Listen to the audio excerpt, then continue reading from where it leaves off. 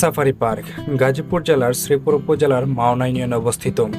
প্রায় ৩,৬৯০ একর জায়গা জুড়ে গড়ে ওঠা সাফারি পার্ক ছোট ছোট টিলা ও শালবনে সমৃদ্ধ। থাইল্যান্ডের সাফারি ওয়ার্ল্ডের অনুকরণে এই সাফারি পার্কটি ২০১৩ সালে চালু করা হয়। এই পার্কের অন্যতম আকর্ষণ হচ্ছে কোর সাফারি, যার চারপাশে রয়েছে উন্মুক্ত বাঘ, সিংহ, জিরাফ, জেব্রা, হরিণ ইত্যাদি। এছাড়াও সাফারি কিংডমে রয়েছে মেকাও পাখি, টিয়া পাখি সহ অ্যাকোয়ারিয়ামের ভিতরে অসংখ্য প্রজাতির মাছ। তবে জেনে রাখা ভালো, পার্কটি প্রতি সপ্তাহে মঙ্গলবার বন্ধ থাকে। আমার এবারের সাফারি পার্ক যাত্রা শুরু হয় নরসিংদীর ইটাখলা থেকে। এই যাত্রায় আমি সিএনজি দিয়ে ১৬০ টাকা খরচ করে চলে আসি গাজীপুর চৌরাস্তা। তবে আপনারা যারা ঢাকা থেকে সাফারি পার্কে আসতে চান, প্রথমে ঢাকা